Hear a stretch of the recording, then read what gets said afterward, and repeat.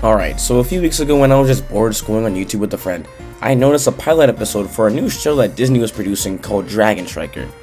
Now, as I'm sure you've seen from most of my videos, I have a sort of love-hate relationship with Disney. On one side, you got series like The Owl House, Amphibia, Gravity Falls, and on the other, So initially when I had first saw this series, I just thought it was going to be an alright anime-styled series trying to mimic the success of Inazuma 11 or cash in on the hype behind the FIFA World Cup. So with all this said, I decided to give Dragon Striker a chance and checked out the first episode, and oh my god was it worth it.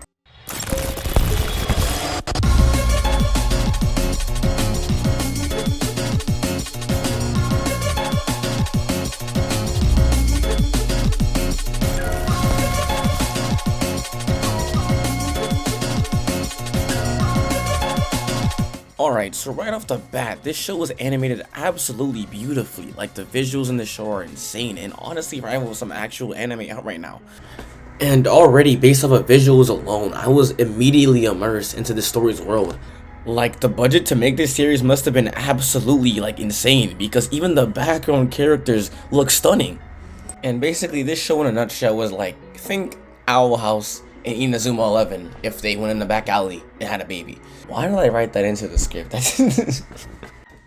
And if that makes no sense, which it probably doesn't, I say this because both series have eccentric, excited main characters that almost seem to move the story forward with their love for adventure, and both take place in a highly prestigious school where they learn to use their magic-related talents. And Gorontama, which is basically just this world's version of soccer, is pretty similar to Inazuma 11's. Why do I say this? Because both shows just straight up let the kids kill each other over soccer. But low-key, while watching this, I was genuinely just so confused on what the referee's job in this show is. People just be pulling out whole dragons out onto the pitch and the referee just does nothing. And it's so funny because there's a scene where a player literally grabbed the person by the leg and threw them into the ground so hard that the floor had a crater. And yet the referee only gave them a yellow card and they were still allowed to play. What? If that's a yellow card, then is getting a red card in this show just the equivalent of first degree murder? But anyways, all this said, sure, this show looks absolutely amazing and has those hype moments and aura, but is this show actually written well? And short answer, yes, it very much is. The show is really well written. But I gotta admit, the show did feel kind of rushed at times. There are some times in this series where I was straight up overwhelmed because there's so much happening in such little time. And I sometimes literally had to pause the show just to make sure I didn't miss anything, because what the heck was going on? And some developments, like the main character having Demon Boy dragon powers, or whatever, I don't think I said that right, just got rushed in the last 5 minutes of the first episode. For example, we learned that his mom died in an accident related to his powers, and the main character nukes an entire stadium.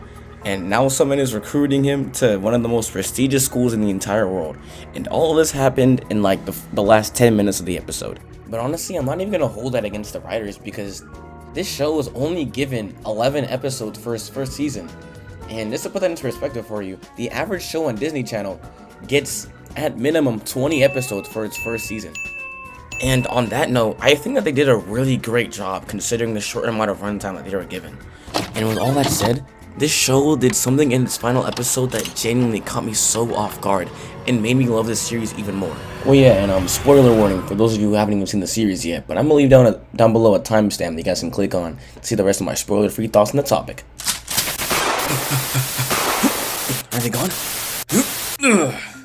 Bro, Key nearly killing Casper in their game against the Bards was so insanely well written. The fact that this was after we had seen how Key had desperately been trying to be as good as his mom and showed that he is worthy enough to be allowed to stay in the school, the insane pressure to make his dad proud, the stress from being feared as a monster about to explode at any minute rather than an actual human being, the want to prove everyone wrong. All of that building up into one final scene where the main character goes way too far. How do you like that?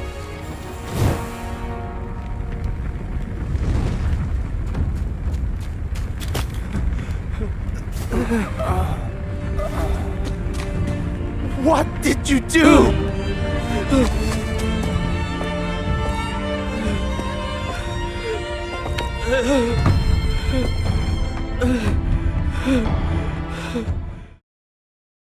And all of this happening only added to the stakes of Dragon Strikers, showing that there are very real consequences for players who go too far with their Thomas. This scene was just so emotional and straight up caught me off guard with how daring the series could get, and I absolutely love it.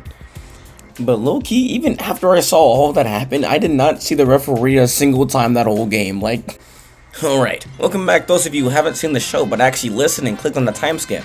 And now that you're here, I can finally talk about my final thoughts on Dragon Striker.